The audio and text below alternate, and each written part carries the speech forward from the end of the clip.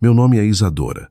Tenho 24 anos e 2 dias antes da entrega da minha tese de mestrado, meu pai espatifou meu laptop contra minha cabeça. Eu havia trabalhado naquela tese por 18 meses. Sangue escorria pela minha têmpora enquanto minha mãe ria no canto. Papai ficou em pé sobre mim, o rosto contorcido de raiva. Seu futuro? Isso é uma piada, ele cuspiu. Você não merece um futuro. Você é só uma parasita. Nunca imaginei que minha busca por educação terminaria assim. Se você está assistindo isso, eu adoraria saber de onde você está vendo. Por favor, dê um like e se inscreva se minha história ressoar com você. A jornada que estou prestes a compartilhar mudou tudo. Eu cresci em Metalina, uma pequena cidade industrial, onde o apito da usina siderúrgica regulava a vida com mais precisão do que qualquer relógio. Nossa modesta casa de 2 quartos ficava na beira da cidade, sua pintura descascada, um lembrete constante do que meu pai chamava de ter prioridades realistas. Haroldo Rocha. Meu pai trabalhou na usina siderúrgica por 27 anos. Suas mãos calejadas e o semblante permanentemente franzido eram resultados do que ele orgulhosamente chamava de trabalho de verdade. Educação era frívola aos olhos dele, um luxo para pessoas moles demais para ganhar a vida honestamente. Mamãe, Dora, trabalhava meio expediente na lanchonete local quando não estava ocupada mantendo a casa exatamente como o papai exigia.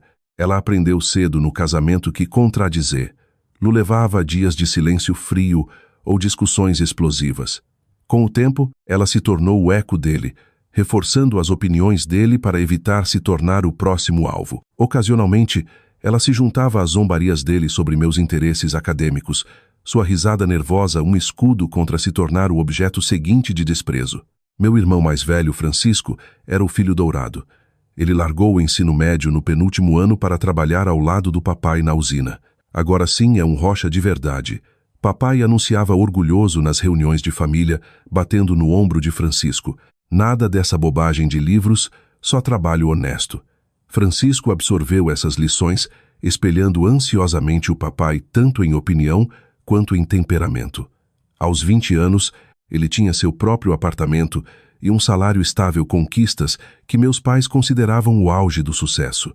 Enquanto isso, eu descobri muito cedo que adorava aprender. As palavras me fascinavam, os números guardavam segredos que eu queria desvendar. Experimentos científicos na nossa cozinha me faziam perder a noção do tempo até que papai invadisse, exigindo que eu parasse de desperdiçar comida com bobagens. Minha professora da 3ª série, Dona Sandra, foi a primeira a notar. Isadora tem habilidades analíticas notáveis. Ela disse aos meus pais durante uma reunião que eles só compareceram porque a presença era obrigatória. Papai ficou olhando para a parede enquanto mamãe assentia educadamente, ambos esquecendo as palavras dela antes de chegarmos ao estacionamento.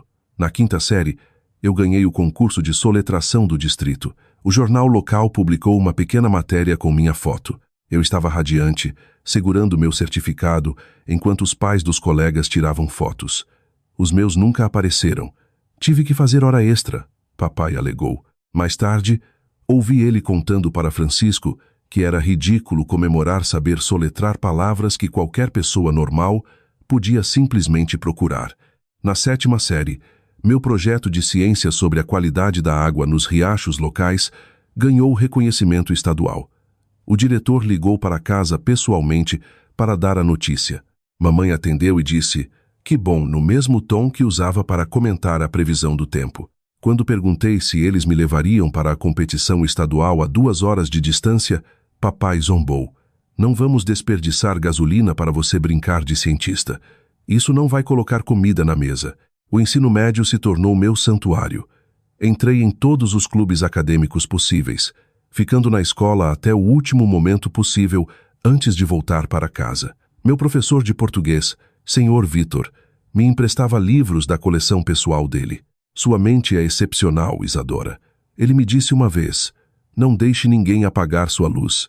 Minha professora de matemática, professora Garcia, ficava até tarde para me ajudar a preparar para as provas avançadas. A universidade vai abrir portas que você nem imagina ainda. Ela me encorajou. Quando me tornei oradora da turma, o diretor ligou pessoalmente para meus pais para convidá-los para a cerimônia. Eles não compareceram. Papai tinha uma viagem de pesca planejada com Francisco, mamãe alegou que estava com enxaqueca. Eu entreguei meu discurso para uma plateia de estranhos, segurando as lágrimas quando outros alunos corriam para abraçar os pais orgulhosos depois. Fiquei sozinha até que o Sr. Vitor se aproximou com um pequeno presente embrulhado. Era um diário com uma inscrição. Sua jornada está apenas começando. O mundo precisa da sua voz. Naquela noite, fiz uma promessa secreta para mim mesma. Eu seria a primeira rocha a cursar universidade.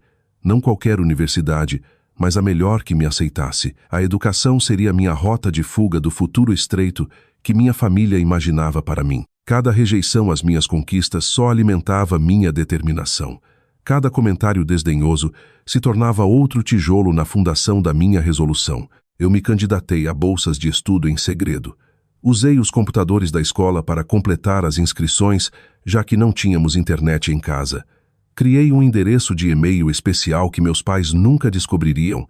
Convenci uma professora a ser meu contato principal para evitar correspondência chegando em casa. Enquanto meus colegas compartilhavam as cartas de aceitação das universidades com famílias apoiadoras, eu escondia as minhas debaixo de uma tábua solta do chão embaixo da minha cama, tirando-as à noite para reler com lanterna, meus dedos traçando os logotipos das universidades como mapas do tesouro para outra vida. No dia da minha formatura do ensino médio, enquanto famílias comemoravam ao nosso redor, papai só perguntou: "Então você começa na usina na semana que vem, né?" Quando finalmente reuni coragem para contar sobre minha bolsa integral para a Universidade Estadual, o silêncio durou 10 segundos excruciantes antes de papai jogar o prato contra a parede. "Então você acha que é boa demais para o trabalho honesto, boa demais para sua família?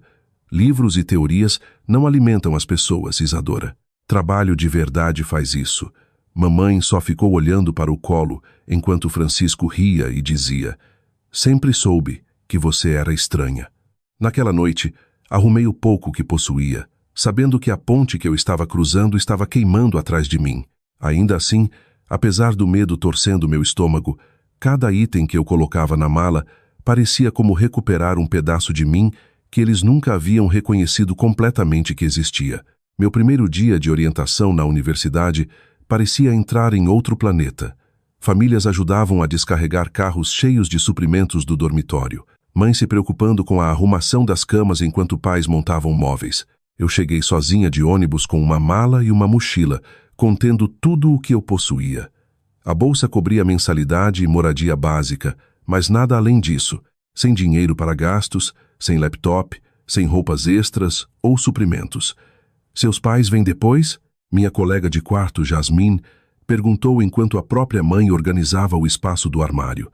O pai dela montava uma mini geladeira que havia comprado de surpresa. Eles tiveram que trabalhar, eu menti. A primeira de muitas mentiras que eu contaria nos próximos 4 anos. A verdade era complicada demais, dolorosa demais para explicar para esses estranhos, cujos pais os abraçavam com lágrimas e sorrisos orgulhosos ao se despedir. Aquele primeiro semestre foi o ajuste mais difícil. Sem laptop, passei horas no laboratório de informática digitando trabalhos, enquanto outros alunos trabalhavam confortavelmente dos quartos.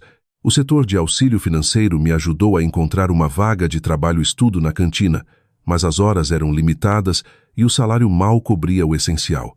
Arranjei um segundo emprego como atendente em uma lanchonete perto do campus, trabalhando à noite e nos fins de semana, enquanto tentava manter o coeficiente necessário para a bolsa. 3 semanas depois de outubro, meu orçamento cuidadosamente construído desmoronou quando desenvolvi faringite estreptocócica. A consulta na clínica e os antibióticos esgotaram minhas parcas economias. Sem mais opções, engoli o orgulho e liguei para casa. Mamãe atendeu, a voz imediatamente cautelosa. "Está tudo bem?"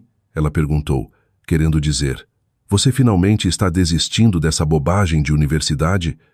"Estou um pouco curta de dinheiro este mês", expliquei. "Fiquei doente e tive algumas despesas médicas. Estava pensando se poderia emprestar só R$ 400 até o próximo pagamento." O silêncio se estendeu antes de papai pegar o telefone. "Problemas de dinheiro já? Bem-vinda ao mundo real, garota de universidade. Talvez agora você entenda como é a responsabilidade de verdade." Ele desligou sem dizer mais nada. Naquela noite, dormi no carro pela primeira vez, incapaz de cobrir tanto o remédio quanto minha parte das contas do dormitório. Jasmine tinha família visitando. Então inventei desculpas sobre ficar com uma amiga para evitar vergonha. Por 2 semanas, alternei entre o banco traseiro do meu Honda de 15 anos e a biblioteca do campus aberta 24 horas, tomando banho na academia antes das aulas. Ninguém notou. Eu me tornei invisível. Só mais uma estudante cansada entre milhares. No dia de ação de graças equivalente às festas de fim de ano, a maioria dos estudantes foi para casa. Peguei turnos extras na lanchonete, ganhando pagamento dobrado, mais gorjetas generosas de clientes que sentiam pena da pobre estudante universitária trabalhando no feriado. Com esses fundos, consegui um pequeno estúdio fora do campus que custava menos que o dormitório. Ficava em um bairro questionável, mas era meu. Apesar dessas dificuldades, eu me destaquei academicamente. Meus professores notaram meu esforço e curiosidade intelectual. A professora Lewis, minha professora de introdução à psicologia, se tornou a primeira de várias mentoras que moldariam minha jornada acadêmica. Depois que entreguei um trabalho analisando os impactos psicológicos da insegurança econômica nas dinâmicas familiares, ela me pediu para ficar depois da aula. Esta análise mostra uma percepção notável, ela disse. Você já considerou se formar em psicologia? Aquela conversa abriu um novo caminho. A psicologia oferecia um quadro para entender minhas próprias experiências. Quanto mais eu estudava sistemas familiares, teoria do apego e fatores de resiliência, mais reconhecia padrões na minha própria criação. O conhecimento se tornou mais que fuga, tornou-se cura. No 2º ano, estabeleci uma rotina punitiva mais sustentável. Aulas pela manhã, sessões de estudo à tarde, turnos de trabalho à noite e lição de casa até tarde da noite. Sobrevivi com macarrão instantâneo, comida gratuita de eventos do campus e a ocasional refeição que um professor comprava durante discussões acadêmicas. Aprendi a encontrar os prédios com o melhor aquecimento no inverno e o melhor ar-condicionado no verão para minimizar as contas de energia do apartamento. No 3º ano, consegui uma posição de assistente de pesquisa que pagava melhor que meus empregos de serviço. O professor Harrington me selecionou entre dezenas de candidatos com base no meu desempenho acadêmico. Sua perspectiva sobre fatores socioeconômicos na psicologia familiar é excepcionalmente nuançada, ele explicou. A maioria dos estudantes da sua idade tem apenas compreensão teórica dessas questões. Se ao menos ele soubesse o quão pessoalmente eu as entendia. Cada teoria que eu estudava iluminava outro aspecto das dinâmicas da minha família. Cada artigo de pesquisa que eu lia me dava linguagem para experiências que antes eu só havia sentido. No último ano, encontrei minha paixão acadêmica. Estudar como os ambientes familiares impactam o desempenho educacional e o desenvolvimento psicológico. A ironia não me escapou de que minha própria família havia se tornado o meu maior estudo de caso. Eu me formei com honras máximas e distinção departamental. Vários professores me encorajaram a me candidatar a programas de mestrado com recomendações brilhantes. Quando minha carta de aceitação no mestrado chegou junto com uma posição de assistente de ensino que cobriria a maior parte das despesas, me senti vingada. Eu havia me provado apesar de todos os obstáculos. Num momento de fraqueza otimista, liguei para casa com a notícia.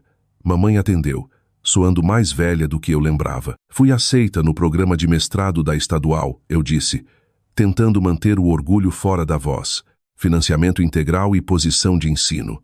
Ah, ela pausou. Então mais escola. Quando você planeja arrumar um emprego de verdade, Isadora? Isso é um emprego de verdade, mamãe. Vou dar aulas e fazer pesquisa. Papai devia estar ouvindo na extensão porque sua voz cortou de repente. Então a estudante perpétua continua evitando crescer. Alguns de nós temos empregos de verdade desde os 16 anos, mas acho que isso está abaixo da aspirante a professora. Encerrei a ligação pouco depois, lembrando a mim mesma porque havia limitado o contato com eles desde o início. Ainda assim, alguma parte infantil de mim ainda esperava a aprovação, reconhecimento de que o que eu havia conquistado valia a pena. Essa esperança agora parecia tão ingênua quanto esperar a água de uma pedra. Com o mestrado pela frente, precisei encontrar moradia acessível perto do campus. O estipêndio de ensino cobriria o básico, mas por pouco. Após calcular os custos, tomei uma decisão difícil. Alugaria um pequeno apartamento na minha cidade natal, a 20 minutos do campus. O aluguel era significativamente mais barato que a moradia perto da universidade e eu conseguiria administrar o deslocamento. Disse a mim mesma que era puramente financeiro, mas talvez alguma parte de mim ainda ansiava pela conexão familiar que nunca tive de verdade. O mestrado intensificou tudo da vida acadêmica. As disciplinas eram mais exigentes, as expectativas mais altas, a competição mais acirrada. Ainda assim, pela primeira vez, me senti verdadeiramente no meu elemento. Minhas lutas de graduação haviam me preparado para essa pressão de formas que meus colegas mais privilegiados estavam apenas começando a entender. Meu foco se estreitou para a psicologia familiar, especificamente o impacto das atitudes parentais em relação à educação no desempenho acadêmico e no autoconceito das crianças. Cada trabalho de pesquisa que escrevia circulava esse tema, examinando-o de diferentes ângulos teóricos. Meus professores notaram a profundidade incomum da minha análise. A maioria dos estudantes da sua idade aborda esses tópicos teoricamente, comentou Adra Westfield em um dos meus trabalhos.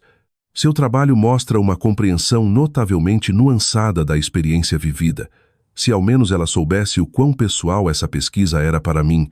3 meses no programa, meu orçamento cuidadosamente equilibrado desmoronou quando meu carro precisou de reparos grandes. O estipêndio de ensino mal cobria aluguel, contas e comida, sem sobra para emergências. Após esgotar todas as outras opções, relutantemente liguei para meus pais. Preciso de um lugar para ficar por 1 ou 2 meses enquanto economizo para um carro novo, expliquei, odiando a vulnerabilidade na minha voz. Posso pagar algum aluguel, ajudar nas tarefas e estarei na universidade a maior parte dos dias mesmo. Para minha surpresa, eles concordaram com um mínimo de discussão. Papai resmungou sobre voltar com o rabo entre as pernas, mas mamãe pareceu quase satisfeita com a perspectiva de me ter em casa. Talvez, pensei ingenuamente, o tempo tivesse amolecido as atitudes deles. Talvez ver minha dedicação finalmente conquistasse o respeito deles. A primeira semana correu surpreendentemente bem. Montei um pequeno espaço de trabalho no meu antigo quarto, agora usado principalmente para armazenamento. Estabeleci uma rotina de sair cedo para o campus e voltar tarde, minimizando o tempo de interação. Mamãe ocasionalmente deixava pratos de comida na geladeira com meu nome. Papai limitava seus comentários a resmungos ocasionais sobre estudantes de carreira, mas nada diretamente confrontador. Essa paz frágil me permitiu focar no desenvolvimento da proposta da minha tese. O tema evoluiu naturalmente da minha pesquisa anterior: resiliência educacional em estudantes universitários de primeira geração, dinâmicas familiares e mecanismos psicológicos de enfrentamento. Minha banca aprovou com entusiasmo, notando seu potencial de contribuição para entender barreiras ao acesso ao ensino superior. Adra Westfield concordou em ser minha orientadora principal, fornecendo orientação e apoio cruciais enquanto eu desenvolvia a metodologia de pesquisa. A fase inicial de pesquisa correu bem. Fiz revisões de literatura, desenvolvi instrumentos de pesquisa e obtive a aprovação do Comitê de Ética para Pesquisa com Seres Humanos. Agendei entrevistas com estudantes de primeira geração, selecionando cuidadosamente participantes cujas experiências forneceriam perspectivas diversas sobre o fenômeno que eu estudava. Cada entrevista durava de 2 a 3 horas, rendendo dados qualitativos ricos que tanto validavam quanto complicavam minha hipótese inicial. À medida que o trabalho se intensificava, as tensões em casa também. O que começou como alfinetadas sutis, escalou para comentários diários sobre minha obsessão com os estudos e perguntas sobre quando eu entraria no mundo real. Papai tinha particular problema com meu laptop, que representava tudo o que ele desprezava nas buscas intelectuais. Ficar olhando para essa tela o dia todo vai apodrecer seu cérebro, ele anunciava, ligando deliberadamente a televisão no volume máximo sempre que eu estava trabalhando. Pessoas que digitam para viver só fingem que trabalham. Mamãe adotou seu padrão familiar de reforço passivo. Seu pai só quer o melhor para você, ela dizia depois de comentários especialmente duros. Talvez um bom emprego de escritório fosse melhor que todo esse estresse. Mais simples. Como se eu quisesse simples. Como se não tivesse passado a vida inteira lutando para escapar do simples. Meu irmão Francisco começou a aparecer com mais frequência. Sempre quando eu estava profundamente concentrada, ele invadia meu quarto sem bater, fazia perguntas sem sentido ou me lembrava de obrigações familiares que eu supostamente havia esquecido. Cada interrupção custava tempo e energia mental valiosos, enquanto eu lutava para recuperar o foco. O sono se tornou um luxo que eu raramente podia me dar. Comecei a trabalhar durante as noites, quando a casa estava quieta, dormindo poucas horas de manhã cedo, antes de ir para o campus. O esgotamento físico e mental se acumulava, mas minha determinação só crescia. Cada obstáculo que eles criavam alimentava minha resolução de completar essa tese, de provar de uma vez por todas que a visão limitada deles sobre meu valor estava errada. 6 semanas antes do prazo de entrega, a Dra. Westfield revisou meu rascunho e forneceu feedback crítico que exigia revisões substanciais.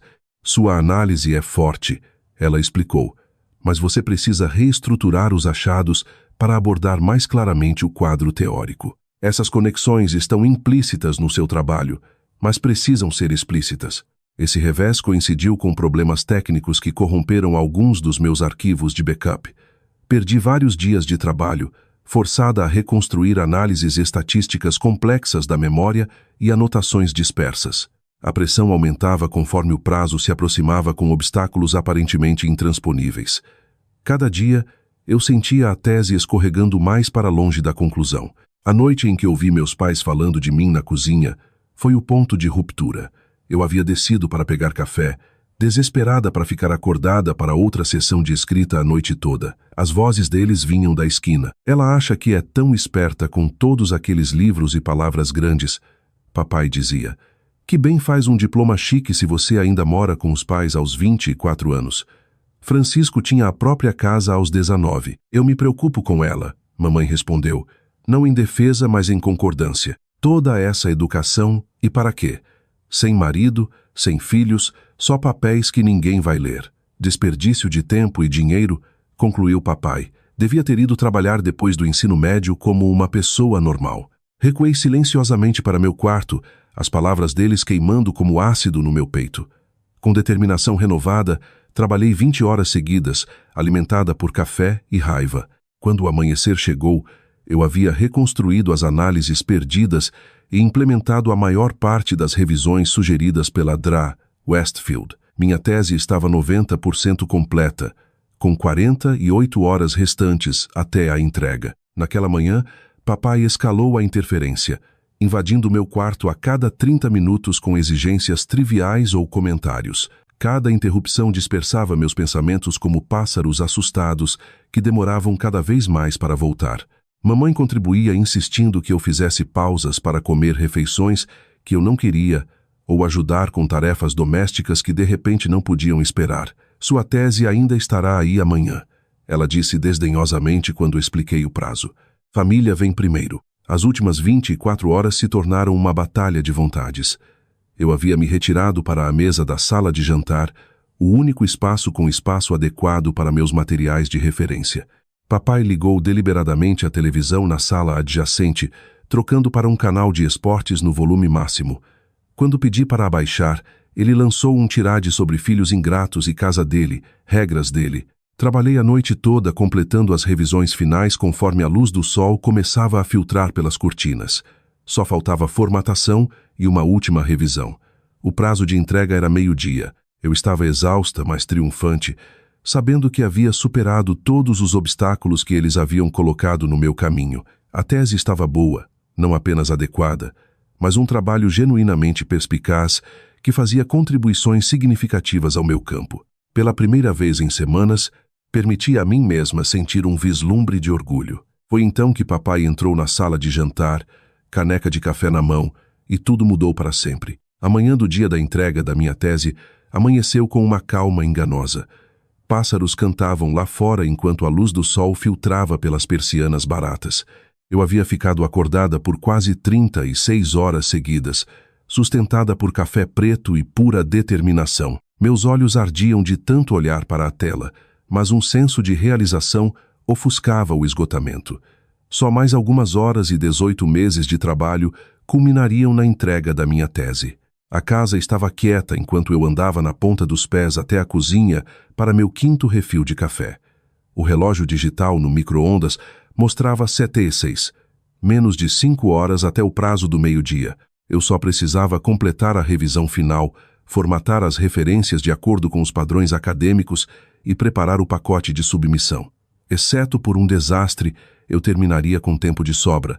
Eu havia montado meu espaço de trabalho na mesa da sala de jantar na noite anterior, depois que papai tomou a sala de estar para um jogo de basquete em volume máximo.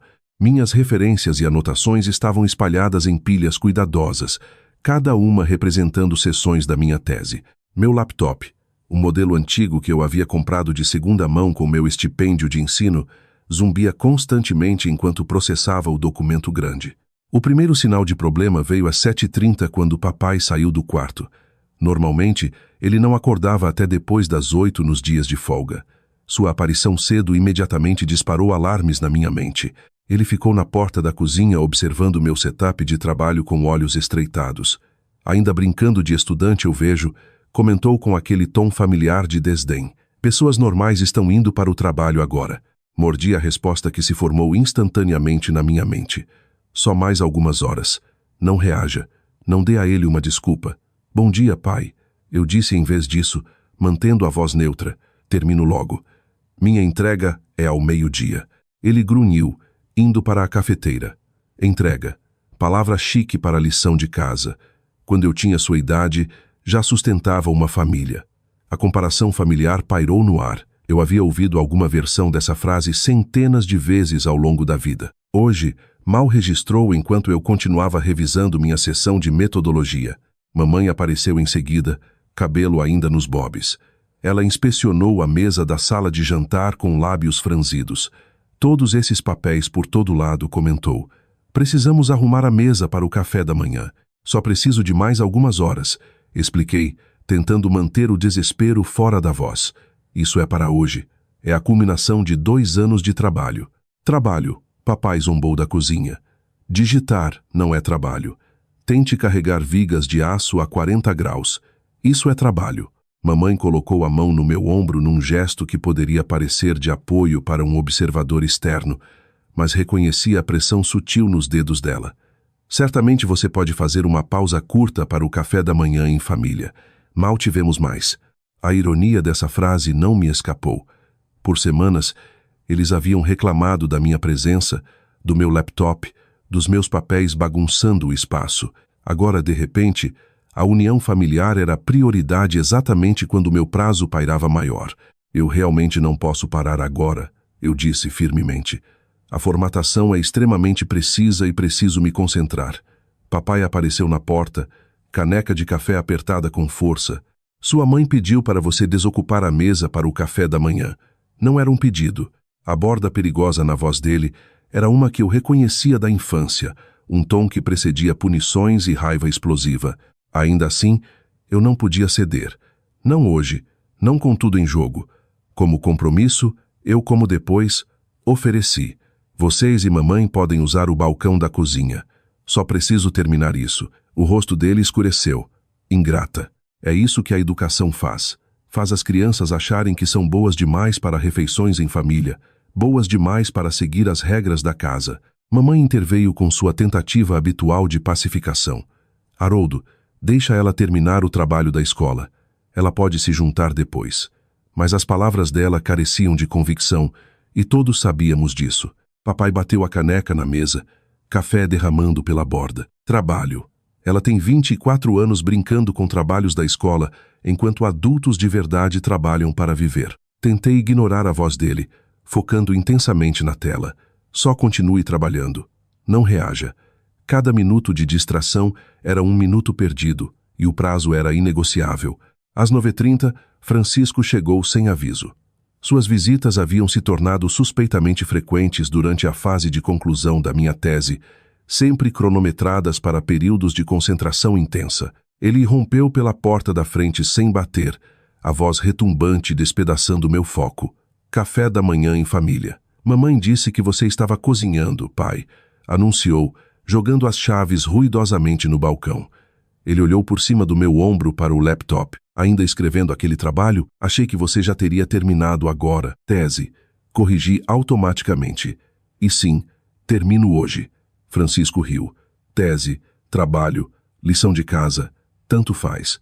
Mesma coisa, né? Ei, contei para vocês que consegui aquela promoção na usina? Supervisor agora, benefícios completos, aposentadoria e tudo. Papai brilhou com o orgulho que nunca havia direcionado uma vez às minhas conquistas. Esse é meu filho, trabalho de verdade, recompensas de verdade, nada dessa bobagem de diploma que nunca acaba. O contraste era tão gritante, tão doloroso, que precisei me conter fisicamente para não reagir. Respirei fundo e voltei às citações, determinada a manter o foco apesar das provocações deliberadas deles. As próximas 2 horas passaram num borrão de comentários passivo-agressivos, barulhos deliberados e hostilidade velada. Mamãe entrava repetidamente na sala de jantar para tirar poeira de superfícies que não precisavam. Papai aumentava o volume da televisão a cada 15 minutos até níveis absurdos. Francisco fazia conversas altas no telefone diretamente atrás da minha cadeira. Às 11h30, meus nervos estavam desgastados ao ponto de ruptura, mas o triunfo estava ao alcance. A tese estava formatada corretamente, citações verificadas, resumo polido. Tudo o que restava era o salvamento final e a submissão pelo portal da universidade. Eu realmente ia conseguir apesar de tudo. Foi então que a conexão com a internet falhou. Olhei para a mensagem de erro incrédula. Nenhuma conexão disponível. Verifiquei meu celular. Sem sinal lá também. Com pavor crescente, caminhei até a sala onde papai estava sentado assistindo televisão com conectividade perfeita. A internet está fora na sala de jantar, eu disse, lutando para manter a voz estável. Preciso entregar minha tese nos próximos 30 minutos. Pode verificar o roteador? Ele não tirou os olhos da tela. Internet funcionando bem para mim. Mas não está funcionando no meu laptop nem no meu celular, expliquei, o pânico subindo. Por favor, isso é crítico, tenho que entregar até o meio-dia. Ele se virou lentamente, a expressão indecifrável. Engraçado como essas emergências sempre giram em torno do seu trabalho da escola. Nunca parecem ter problemas técnicos quando é hora de ajudar sua mãe nas tarefas. A realização veio com clareza nauseante. Você fez algo com a internet? Um pequeno sorriso satisfeito brincou nos cantos da boca dele. Minha casa, minha internet. Talvez eu tenha colocado controles parentais.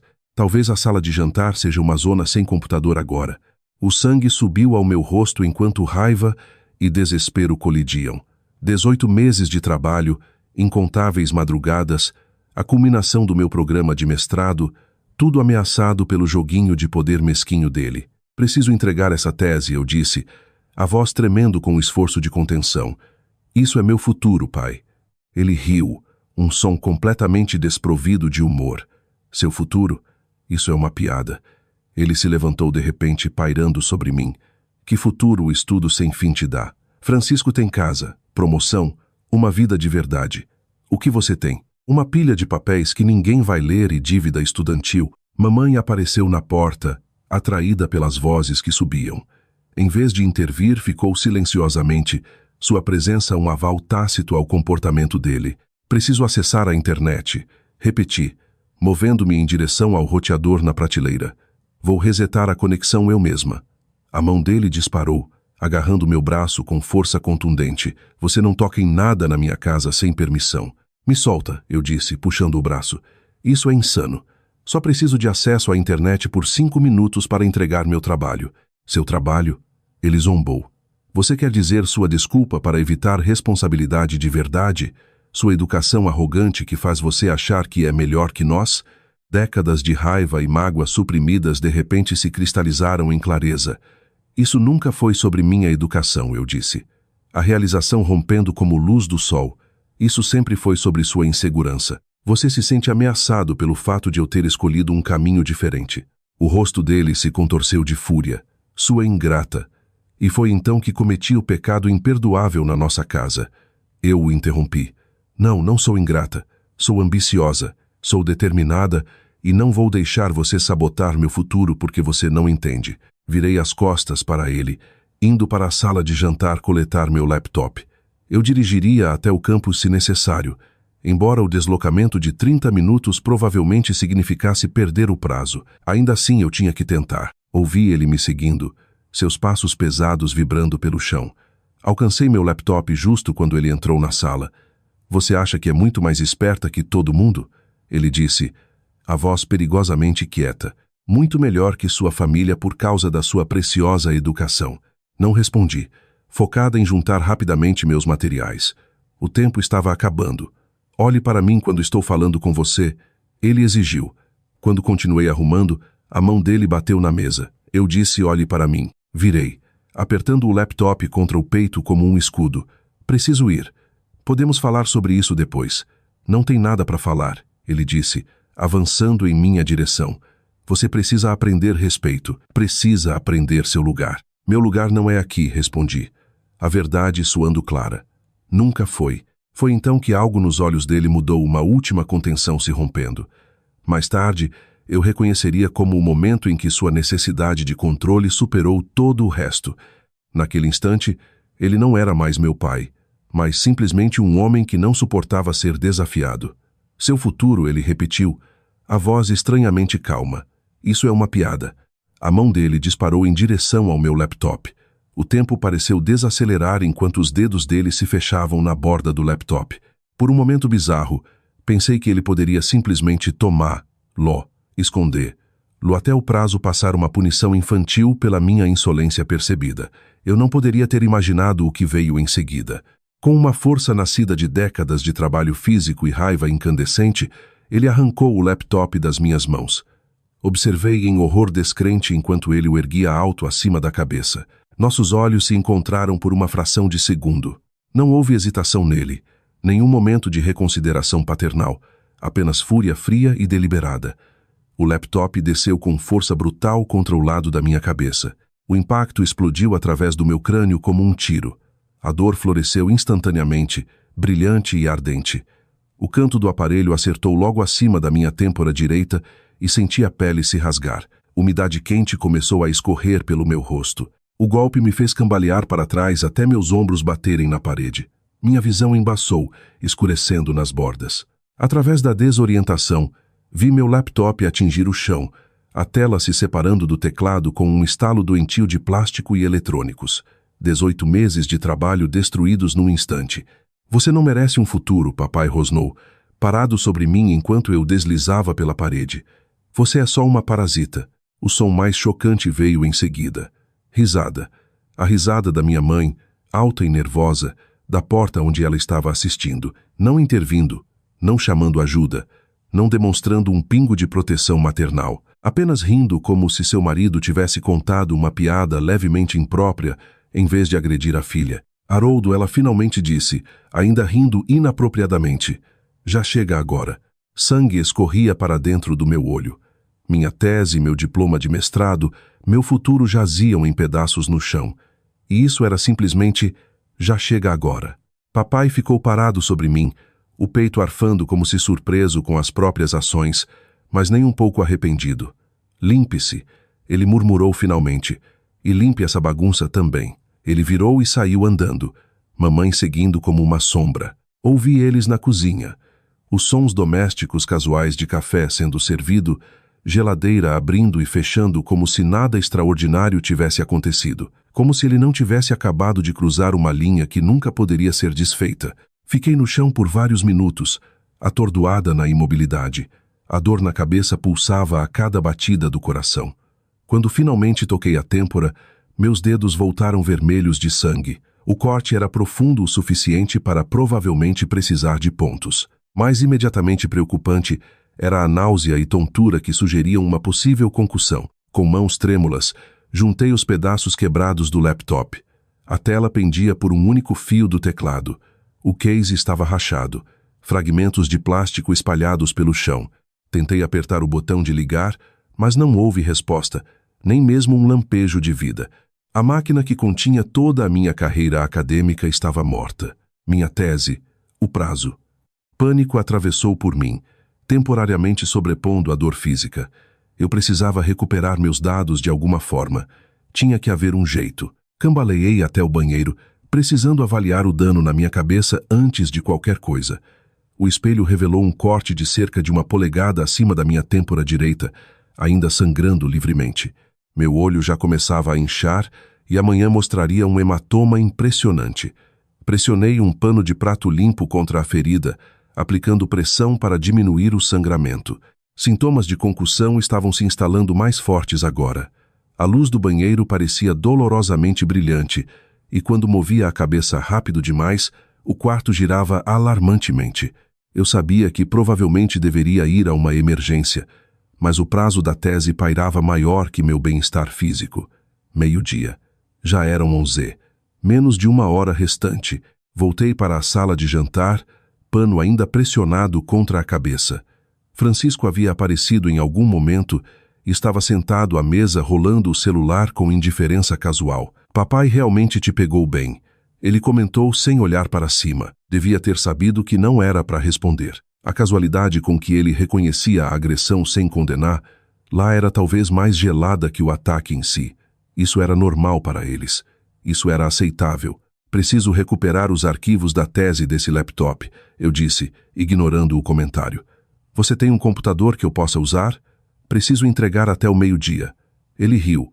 Ainda preocupada com lição de casa depois que o papai te nocauteou até a próxima semana? Suas prioridades estão bagunçadas, mana. Por favor, eu disse, odiando o tom de súplica na voz, mas desesperada o suficiente para implorar.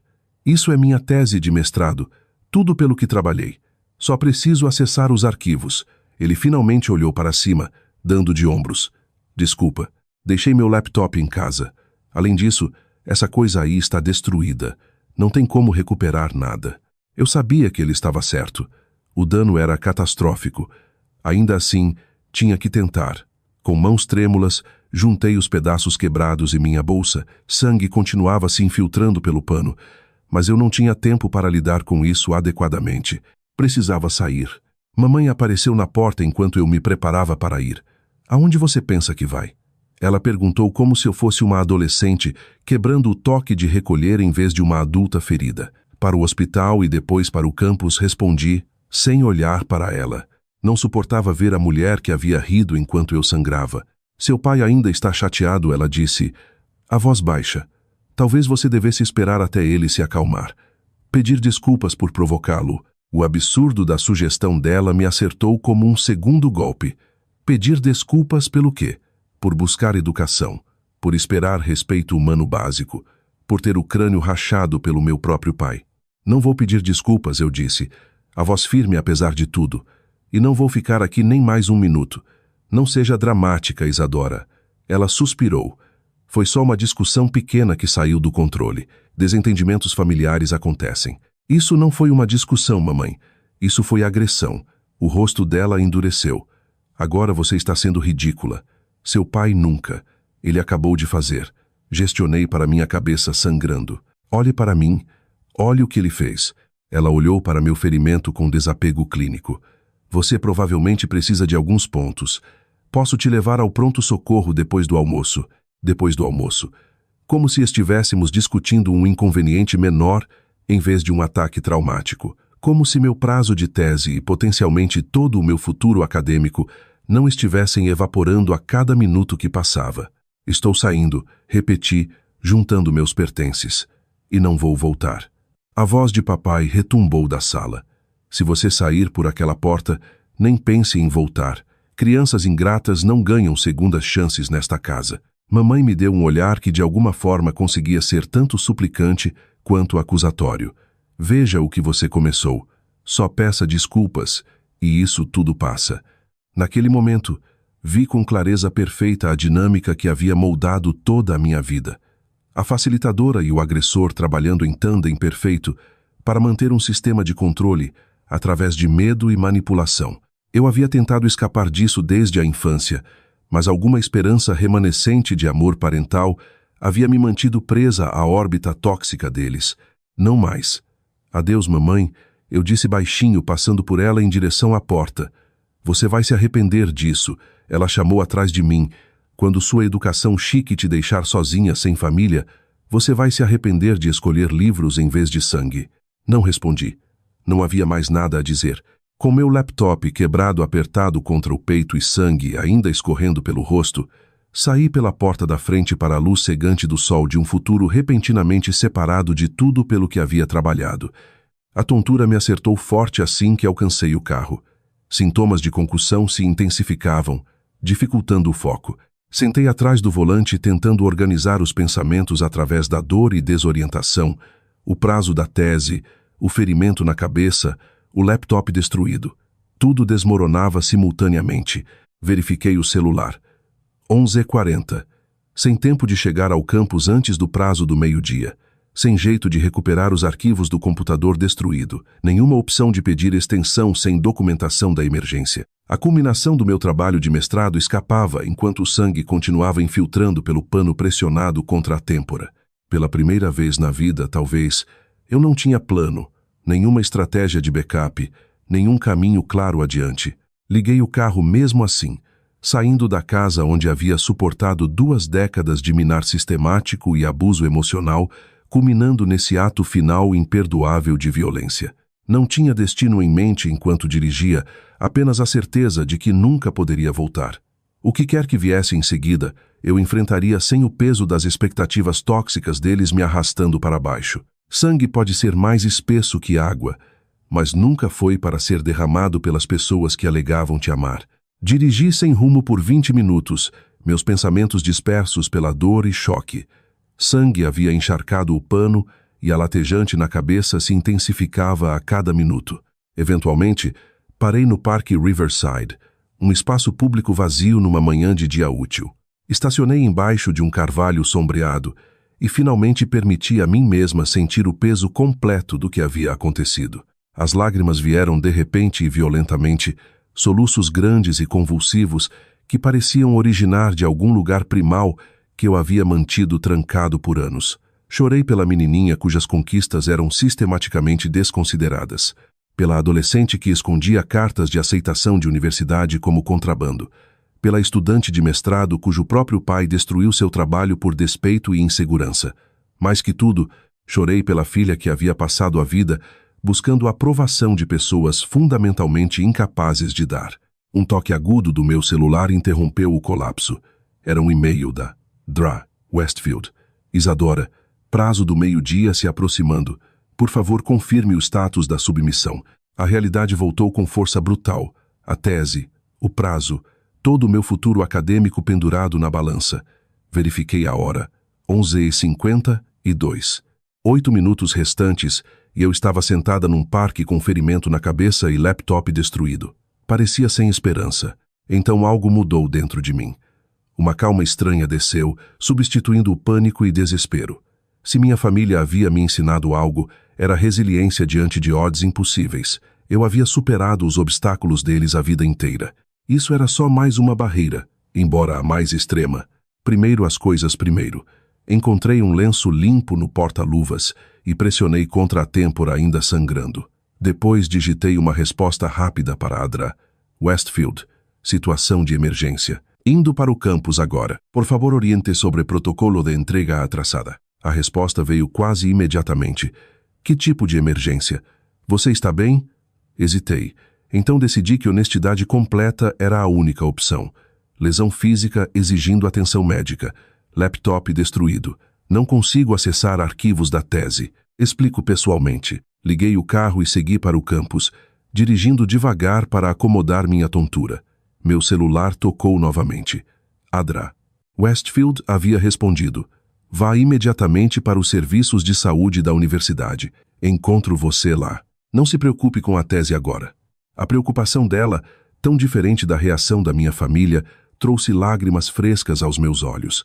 Segui as instruções dela, navegando cuidadosamente até o centro de saúde da universidade. Quando cheguei, sangue havia encharcado o lenço e escorria pelo rosto novamente. A recepcionista deu uma olhada em mim e imediatamente me levou para uma sala de exame. A enfermeira que me atendeu, uma mulher de meia-idade chamada Linda, com olhos gentis e mãos eficientes, limpou a ferida enquanto fazia perguntas gentis sobre o que havia acontecido. Encontrei a mim mesma contando a verdade sem filtros. Meu pai espatifou meu laptop contra minha cabeça quando tentei entregar minha tese. Eu disse, as palavras soando surreal mesmo enquanto as falava. As mãos dela pararam momentaneamente antes de retomar o trabalho. Essa lesão é consistente com o que você descreve, ela disse cuidadosamente. Vou documentar tudo minuciosamente. O médico entrará em breve para determinar se você precisa de pontos e vamos avaliar você para a concussão. Tem um prazo de tese. Expliquei, ou tinha. Era meio-dia. Sua saúde vem primeiro. Linda disse firmemente. Prazos acadêmicos podem ser estendidos para emergências médicas. Isso absolutamente qualifica. Adra. Westfield chegou enquanto o médico me examinava. Ela deu uma olhada na minha lesão e sua compostura profissional rachou ligeiramente. Meu Deus, Isadora. Ela respirou. O que aconteceu? O médico, que acabara de confirmar que eu tinha uma concussão leve e precisava de 4 pontos, olhou para cima. A senhora é professora dela? Adra. Westfield assentiu. Orientadora da tese. Sua aluna sofreu uma lesão significativa na cabeça. Ele explicou protocolos de concussão precisam ser seguidos. Sem telas, esforço cognitivo limitado por pelo menos 48 horas. Claro, ela concordou imediatamente. O prazo está completamente dispensado. Podemos discutir extensões assim que ela se recuperar. Enquanto o médico preparava para suturar minha ferida, Adra. Westfield puxou uma cadeira ao lado da mesa de exame. Isadora, a enfermeira mencionou algo sobre seu laptop ter sido usado como arma. Pode me contar o que aconteceu? Pela segunda vez naquele dia, relatei os eventos que levaram à minha lesão. Adra. Westfield ouviu sem interromper, sua expressão ficando cada vez mais preocupada. Quando terminei, ela respirou fundo. Primeiro, sua tese não está perdida. Você me enviou um rascunho 2 dias atrás. Lembra, temos aquela versão no mínimo. Alívio me inundou no caos. Eu havia esquecido daquele e-mail. Segundo, ela continuou, a universidade tem protocolos para situações como essa. O que aconteceu com você é agressão e precisamos reportar. O escritório da polícia do campus fica logo ao lado. Você estaria disposta a falar com eles depois do tratamento médico? Hesitei. Registrar um boletim de ocorrência contra meu próprio pai parecia cruzar uma linha da qual não haveria retorno. Por outro lado, ele já havia cruzado uma linha irreversível ao me atacar. Sim, decidi, vou reportar. As próximas horas passaram num borrão de procedimentos médicos e declarações oficiais. O médico suturou minha ferida enquanto explicava diretrizes de cuidados com concussão. Um policial do campus tomou meu depoimento, fotografou minha lesão e documentou os restos do laptop destruído como evidência. O coordenador de serviços estudantis providenciou moradia temporária de emergência num complexo de apartamentos para pós-graduados, já que voltar para a casa dos meus pais claramente não era opção.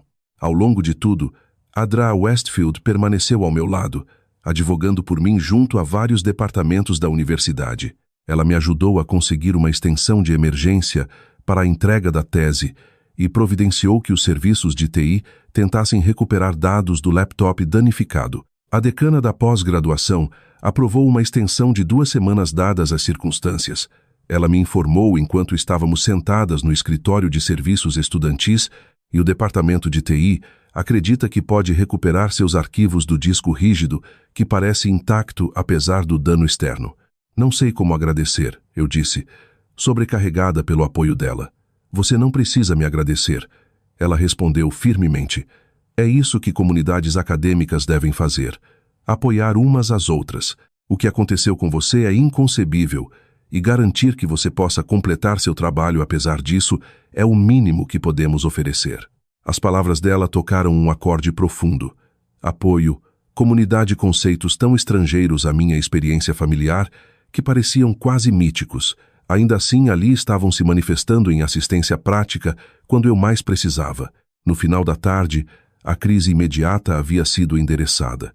Minha ferida tratada, o boletim registrado, moradia de emergência garantida e acomodações acadêmicas arranjadas. O departamento de TI havia levado meu laptop, prometendo tentar recuperação de dados durante a noite. Fui instruída a descansar e seguir protocolos de concussão, o que significava sem leitura ou tempo de tela por pelo menos 24 horas. Enquanto Adra Westfield me acompanhava até a moradia temporária, ela fez uma pergunta que me pegou de surpresa. Isadora, Essa foi a primeira vez que seu pai foi fisicamente violento com você? Sim, respondi com sinceridade. O abuso emocional tem sido constante, mas esse foi o primeiro ataque físico. Ela assentiu pensativa. Eu suspeitava tanto pelo foco da sua pesquisa. Muitos estudiosos em psicologia familiar são atraídos para o campo por experiência pessoal. Sua percepção era inquietante, porém validante. É tão óbvio assim? Só para alguém familiarizado com os padrões, ela me assegurou. Sua compreensão das dinâmicas familiares sempre pareceu excepcionalmente nuançada para alguém da sua idade. Agora entendo por quê. Chegamos ao prédio do apartamento e ela me ajudou a me instalar na unidade simples mas confortável de moradia de emergência. Antes de sair, colocou um cartão de visitas no balcão. Essas são as informações de contato do Centro de Aconselhamento da Universidade, ela explicou. Eles têm conselheiros de crise disponíveis 24/7. Por favor, considere ligar para eles. O que você vivenciou é traumático e processá-lo com suporte profissional seria benéfico. Depois que ela saiu, sentei na beira da cama desconhecida, fisicamente e emocionalmente exausta. Os eventos do dia pareciam oníricos na intensidade e surrealismo. Minha cabeça latejava apesar da medicação para a dor, e meus pensamentos continuavam circulando de volta ao momento em que metal e plástico se chocaram contra osso, quando sangue escorreu pelo meu rosto enquanto minha mãe ria. Peguei o cartão da Dra. Westfield e o telefone. Alguns fardos eram pesados demais para carregar sozinha. Na manhã seguinte, uma batida na minha porta revelou um técnico de TI da universidade segurando um pequeno disco rígido externo. Conseguimos recuperar a maioria dos seus arquivos, ele explicou. O disco rígido estava notavelmente intacto dado o dano ao laptop. Transferimos tudo para este disco externo. Aceitei com mãos que tremiam ligeiramente por uma combinação de medicação, exaustão e alívio profundo. Obrigada. Você não faz ideia do que isso significa. Só fazendo o meu trabalho, ele respondeu com um sorriso. O departamento de tecnologia deseja uma recuperação rápida. Assim que ele saiu, conectei o disco ao laptop emprestado fornecido pelos serviços estudantis. Lá estava, minha tese intacta, exceto pelas poucas edições finais que eu havia feito na manhã do incidente. Comparado ao que poderia ter sido perdido, isso era um milagre. Apesar dos protocolos de concussão aconselharem contratempo de tela, passei as próximas várias horas completando a formatação e revisões finais. Minha cabeça latejava e minha visão ocasionalmente embaçava, mas a determinação superava o desconforto físico. No final da tarde, entreguei a tese completa pelo portal online da universidade. O e-mail de confirmação chegou momentos depois. Tese recebida, submissão registrada. Aquelas 5 palavras representavam vitória sobre cada obstáculo que minha família havia colocado no meu caminho. Apesar dos esforços deles para descarrilhar minha educação, apesar da violência física e abuso emocional, apesar da destruição da minha propriedade e da lesão à minha pessoa, eu havia conseguido. A tese foi entregue. Os requisitos do diploma seriam cumpridos. O futuro que eles alegavam que eu não merecia ainda era meu para reivindicar. Ao fechar o laptop, uma realização profunda se instalou sobre mim. A família que deveria me apoiar havia tentado me destruir em vez disso. Ainda assim, a própria oposição deles havia forjado a resiliência que me permitiu superar o dano que infligiram. A rebelião definitiva contra a negatividade deles não era raiva ou retaliação, mas sucesso nos meus próprios termos. Com esse pensamento peguei o telefone novamente, dessa vez para ligar para o escritório jurídico da universidade sobre pedir uma medida protetiva. Algumas pontes precisavam ser não apenas cruzadas, mas completamente queimadas para prevenir qualquer possibilidade de retorno. Meus pais haviam feito a escolha deles. Agora eu fazia a minha. A cicatrização física começou com 4 pontos acima da minha têmpora direita. A ferida fechou bem, deixando uma pequena cicatriz que desbotaria, mas nunca desapareceria completamente. De certa forma, parecia adequado um lembrete permanente e visível do momento que cortou minha conexão final com minha família de origem. Os sintomas de concussão persistiram por quase 3 semanas. Dor de cabeça, sensibilidade à luz, tontura ocasional, todos diminuindo gradualmente conforme meu cérebro se recuperava do trauma. Os serviços de saúde da universidade Monitoraram meu progresso com consultas semanais, e o centro de aconselhamento do campus se tornou uma presença fixa na minha rotina, com sessões 2 vezes por semana, ajudando a processar não apenas a agressão, mas o abuso emocional de uma vida inteira que a precedeu. Minha defesa de tese foi adiada em 1 mês para acomodar minha recuperação. Quando o dia finalmente chegou, fiquei em pé diante da minha banca com uma confiança nascida de sobreviver ao pior e continuar mesmo assim. As perguntas foram desafiadoras, mas justas. Minhas respostas claras e bem fundamentadas. Ao final, Adra Westfield anunciou o que eu mal havia ousado esperar. Honras máximas. Decisão unânime. Essas palavras ecoaram na minha mente enquanto caminhava pelo campus depois. Honras máximas. Depois de tudo, eu não havia apenas conseguido, mas me destacado. A validação era doce, mas mais importante era o conhecimento interno de que eu havia perseverado contra obstáculos extraordinários. Nenhuma validação externa poderia igualar a força que havia descoberto dentro de mim. A medida protetiva contra meus pais foi concedida sem contestação. Eles não apareceram na audiência, enviando, em vez disso, uma declaração breve através do advogado, alegando que eu sempre havia sido propensa a exagero e comportamento de busca de atenção. O juiz revisou os registros médicos, boletim de ocorrência e fotografias da minha lesão antes de declarar a resposta deles preocupante em sua desconsideração de agressão documentada. A ordem foi aprovada pela duração máxima com provisões para extensão se necessário. À medida que a primavera virava verão, notícias inesperadas chegaram da universidade. O departamento tinha uma vaga para a posição de assistente de pesquisa, que vinha com um estipêndio modesto e moradia no campus para o ano acadêmico seguinte. Adra Westfield havia me recomendado. Sua tese atraiu a atenção de vários membros do corpo docente. Ela explicou quando me encontrei com ela para discutir a oportunidade. A interseção de dinâmicas familiares, resiliência educacional e experiências de estudantes de primeira geração é cada vez mais relevante para nossos objetivos institucionais. Gostaríamos que você continuasse e expandisse essa pesquisa. A posição me permitiria permanecer no ambiente acadêmico, onde havia encontrado apoio e propósito, enquanto estabelecia minha independência em bases mais firmes. Aceitei imediatamente. 2 meses após a agressão, enquanto me instalava no meu novo apartamento no campus e papel de pesquisa, um visitante inesperado apareceu na porta do meu escritório. Francisco estava parado desajeitadamente no corredor, parecendo simultaneamente desafiador e incerto. "Podemos conversar?" Ele perguntou, o usual bravata notavelmente ausente. Hesitei, minha mão instintivamente subindo para a cicatriz fraca na minha têmpora. "Depende do que você quer dizer." Ele se encolheu ligeiramente com um gesto. "Não estou aqui para defendê-los," ele disse rapidamente. "O que o papai fez foi errado, muito errado." A admissão me chocou em silêncio. Francisco sempre havia sido o eco do nosso pai, reforçando cada crítica, amplificando cada desconsideração das minhas escolhas.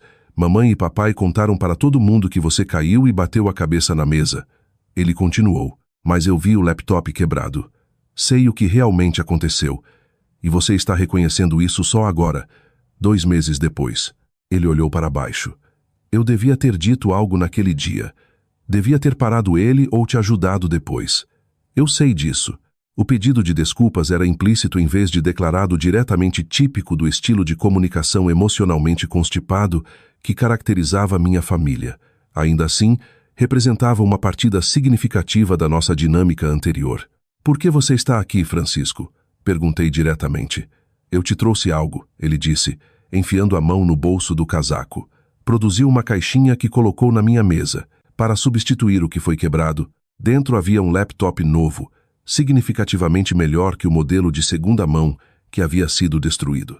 O gesto era simultaneamente tocante e insuficiente, uma solução material para um problema que corria até os ossos. "Obrigada," eu disse cuidadosamente.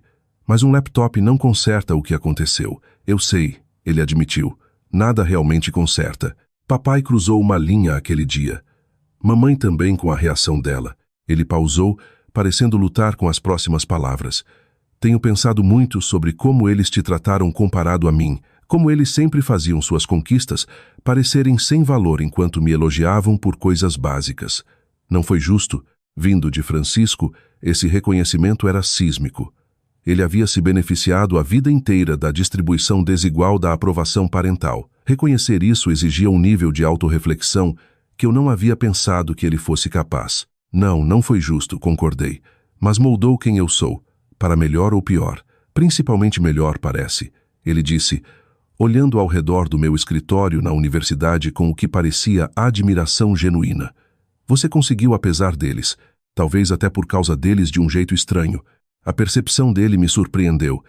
Talvez ele fosse mais perceptivo do que eu havia lhe dado crédito. Vamos manter contato? Ele perguntou enquanto se preparava para sair. Não com eles, só comigo. Eu gostaria de saber como você está. Considerei o pedido cuidadosamente. Francisco havia sido cúmplice na dinâmica familiar que culminou em violência, mas também era um produto daquele ambiente, moldado pelas mesmas forças que quase haviam me quebrado. Podemos tentar, ofereci lentamente. Era uma pequena abertura, mas significativa. A habilidade de reconstruir seletivamente conexões familiares nos meus próprios termos era uma forma de poder que eu nunca havia possuído antes. À medida que minha posição de pesquisa evoluía para um papel mais permanente, comecei a incorporar minhas experiências pessoais em programas de extensão para estudantes de primeira geração de origens familiares desafiadoras. Sem compartilhar o trauma específico, eu conseguia me conectar com estudantes enfrentando obstáculos semelhantes: desaprovação parental, falta de apoio, minar ativo de objetivos educacionais. A resistência familiar à sua educação muitas vezes diz mais sobre as inseguranças deles do que sobre suas escolhas, eu dizia a esses estudantes. Sua busca por conhecimento ameaça o status quo, desafia a visão de mundo deles, e às vezes destaca oportunidades que eles nunca tiveram ou escolhas que se arrependem de não ter feito. Esse quadro ajudava muitos estudantes a despersonalizar a oposição que enfrentavam, vendo-a como um problema sistêmico em vez de falha pessoal. A habilidade de transformar minhas experiências dolorosas em suporte para outros se tornou o presente mais inesperado da minha jornada. Um ano após a agressão, recebi um convite para apresentar minha pesquisa numa conferência nacional sobre equidade educacional. Em pé no pódio diante de centenas de educadores e pesquisadores, senti uma profunda sensação de vindicação. O caminho que meu pai havia literalmente tentado me bater para longe havia levado a reconhecimento profissional, trabalho significativo e uma comunidade que valorizava precisamente o que minha família havia desconsiderado. Resiliência educacional não é apenas sobre persistência acadêmica apesar de barreiras socioeconômicas, expliquei durante minha apresentação. É também sobre manter a autoconfiança quando as pessoas que deveriam ser seus maiores apoiadores se tornam seus obstáculos mais significativos. Para muitos estudantes de primeira geração, a maior conquista não é o diploma em si, mas a força psicológica necessária para persegui-lo diante de desencorajamento ativo daqueles cuja aprovação eles mais desejam. A ovação de pé que se seguiu foi gratificante, mas a verdadeira recompensa veio durante a sessão de networking, depois quando estudante após estudante se aproximava para compartilhar como meu quadro havia ajudado eles a entender suas próprias dinâmicas familiares. Eu havia transformado o trauma pessoal em insight profissional que beneficiava outros. Não poderia haver vitória mais completa sobre a narrativa que meus pais haviam tentado impor. Quanto aos meus pais em si, a distância que mantive provou ser a escolha mais saudável. Atualizações ocasionais de Francisco indicavam que eles permaneciam inalterados, ainda minimizando a agressão como um mal-entendido e se retratando como vítimas de uma filha ingrata.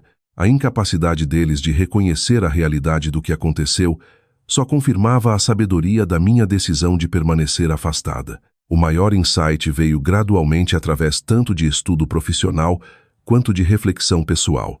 O tratamento deles comigo nunca havia sido realmente sobre mim. A raiva do meu pai, o facilitar da minha mãe, a cumplicidade inicial do meu irmão, tudo vinha das próprias limitações, medos e potenciais não realizados deles. Entender isso não desculpava o comportamento deles, mas me libertava do peso de me perguntar o que eu poderia ter feito diferente para ganhar a aprovação deles. Nada. A resposta era nada. Porque a desaprovação deles nunca foi sobre minhas escolhas ou conquistas. Era sobre o que aquelas conquistas refletiam de volta para eles sobre as próprias vidas. Meu sucesso se tornou um espelho que eles não suportavam olhar. Então tentaram estilhaçá-lo em vez disso. Ao me afastar, encontrei a liberdade de definir família nos meus próprios termos. Os colegas que me apoiaram na crise, os estudantes que compartilharam suas jornadas semelhantes, as mentoras que reconheceram meu potencial quando meus pais não puderam. Essas pessoas se tornaram minha família escolhida, conectadas não por sangue, mas por respeito mútuo, valores compartilhados e cuidado genuíno pelo bem-estar umas das outras. 2 anos após o incidente do laptop, fiquei em pé no meu novo apartamento, pendurando a cópia emoldurada do meu diploma de mestrado na parede. A pequena cicatriz na minha têmpora havia desbotado para uma linha fina prateada visível, apenas se você soubesse exatamente onde olhar. Como tantos aspectos daquele dia, havia diminuído, mas não desaparecido, integrada em quem eu havia me tornado em vez de me definir. Meu celular tocou com uma mensagem da Dra. Westfield. Comitê de currículo aprovou seu curso proposto sobre dinâmicas familiares e resiliência educacional para o próximo semestre. Parabéns, professora Rocha. Sorri para o título. Professora Rocha. O futuro que meu pai havia alegado que eu não merecia agora era inegavelmente meu, não apesar da crueldade dele, mas por causa de como ele havia me forjado. Cada obstáculo que eles colocaram no meu caminho havia ultimamente fortalecido minha resolução. Cada desconsideração havia aprofundado minha determinação. A lição mais profunda da minha jornada não era sobre trauma familiar ou resiliência acadêmica, embora esses fossem significativos. A verdade mais profunda era sobre a capacidade humana de transformar dor em propósito, de alquimizar o chumbo da rejeição no ouro da autoatualização. Não podemos controlar as famílias em que nascemos, mas podemos escolher as pessoas que nos tornamos e as famílias que criamos para nós mesmos. Você já teve que superar a oposição de pessoas que deveriam ter te apoiado? Como você encontrou a força para perseguir seus sonhos, apesar do desencorajamento delas? Eu adoraria ouvir suas histórias nos comentários abaixo. Se esta narrativa ressoou com você, por favor dê like, se inscreva e compartilhe com alguém que possa precisar ouvir que seu valor não é determinado por aqueles que falham em vê-lo. Obrigada por ouvir minha jornada, e lembre-se de que às vezes o maior presente que pessoas tóxicas nos dão é mostrar exatamente o que não queremos nos tornar.